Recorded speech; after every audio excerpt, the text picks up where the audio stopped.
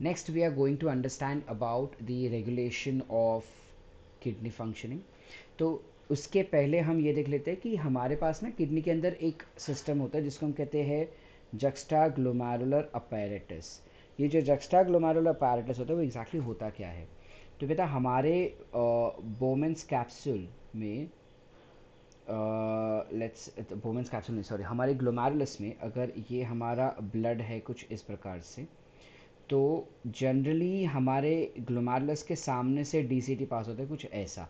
तो अगर ये ब्लड वेसल्स है तो सामने यहाँ पे डीसीटी होगा कुछ ऐसा।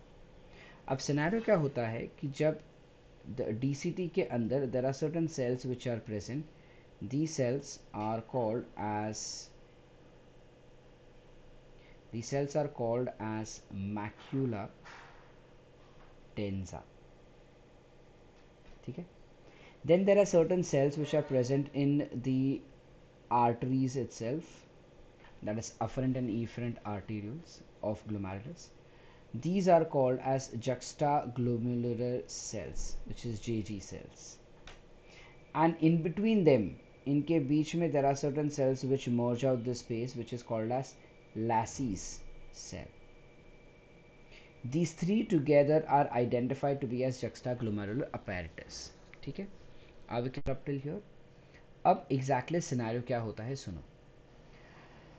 जब कभी भी हमारे बॉडी के अंदर when the blood volume falls down, automatically हमारा ग्लोमेरुलर फिल्ट्रेशन रेट भी गिर जाता है क्योंकि हमारा ब्लड प्रेशर फॉल हो जाता है। This lack of filtration pressure is easily sensed by macula densa. ठीक है? This one is being sensed by macula densa, and it will activate JG cells to secrete renin. ठीक है? It will secrete renin.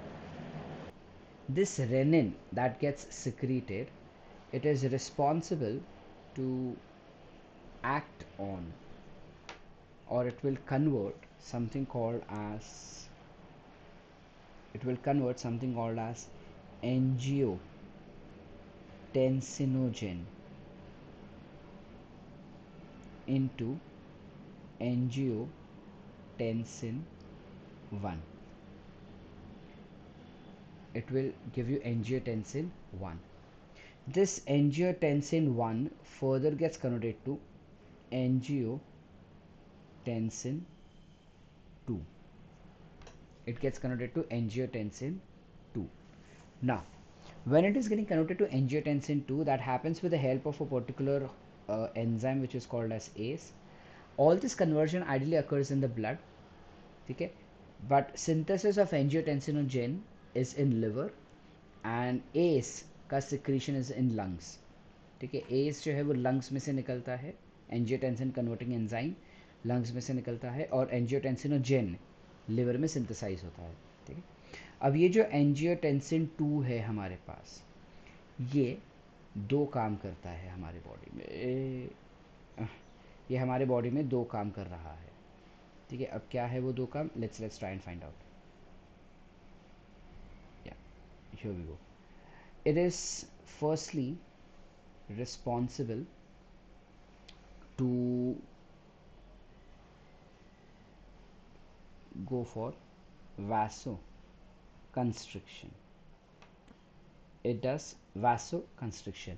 Blood vessels को वो constrict कर देगा, तो automatically जो फिल्ट्रेशन रेट है वो इंक्रीज हो जाएगा, जिस वजह से ब्लड प्रेशर बढ़ेगा, और other way will say blood pressure बढ़ेगा जिस वजह से फिल्ट्रेशन रेट बढ़ जाता है।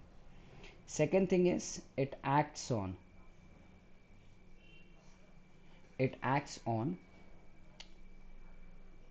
adrenal cortex, because of which there is secretion of aldosterone, और जो ये अल्डोस्टेरोन सिक्रीट हो रहा है that will be responsible for acting on DCT and collecting duct, जिस वजह से there will be reabsorption of water, तो ब्लड वॉल्यूम अपने आप बढ़ जाएगा। तो अपना जो प्रॉब्लम था ब्लड वॉल्यूम कम होना, GFR कम होना, BP कम होना, वो सब बढ़ चुका है। ठीक है, तो पहले तो हमारा बॉडी कोशिश करेगा वाटर को रेगुलेट करने का कुछ इस प्रकार से। अगर फिर भी उसने पानी नहीं पिया है इंसान ने, तब वो क्या करेगा? तब वो अनदर मैकेनिज्म का इस्तेमाल करता है, दूसरे मैकेनिज्म का इस्तेमाल करता है।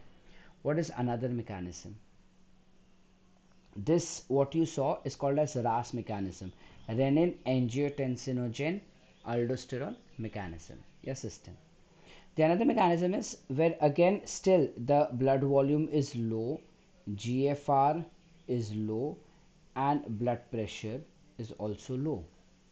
That means the blood is highly concentrated, because volume कम है यानी पानी कम है तो ब्लड कॉन्सेंट्रेटेड रहेगा।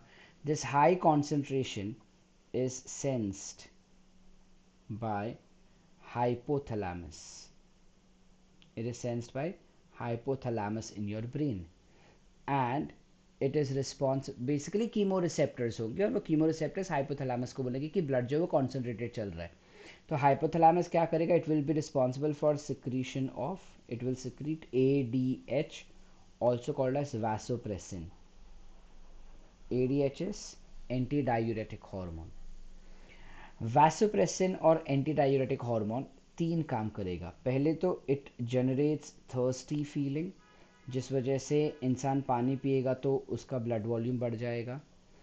ठीक है, दूसरा इट कॉजेस वैसो कंस्ट्रिक्शन, और वैसो कंस्ट्रिक्शन अगर वो कर रहा है तो ऑटोमेटिकली ब्लड प्रेशर बढ़ेगा, जिस वजह से GFR भी बढ़ेगा। ठीक है, and lastly it will act on DCT plus collecting duct, जिसकी वजह से पानी का रीअब्जॉर्प्शन होगा और ब्लड वॉल्यूम बढ़ेगा। तो ये वाला मैकेनिज्म, ADH वाला मैकेनिज्म, एज वेल एज ये ADH वाला जो जो अपना ये this ADH wala mechanism that we have, and along with that the other one that we have, the baju wala mechanism that we have, this mechanism that we have, which is RAS mechanism, both of them will work simultaneously. RAS mechanism as well as ADH will work simultaneously. ठीक है, अब एक point ऐसा आएगा कि इंसान ने पानी पी लिया। अब जब इंसान ने पानी पी लिया है तो ऑब्वियस ही बात है कि now the scenario has completely changed. So what will happen is blood volume will increase, so blood pressure is increasing and GFR is also increasing. This high pressure of blood and volume is easily sensed by right atria. It will be sensed by right atria, and thus there will be secretion of atria natriuretic factor. You have something called as atria natriuretic factor, that is ANF.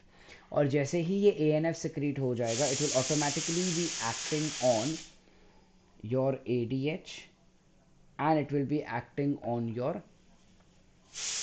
aldosterone.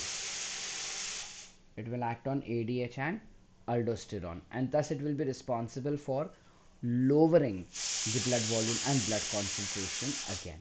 Are we clear up till here? Did we understood the regulation part? This is how blood regulation takes place. Sorry, kidney ka regulation takes place in your body.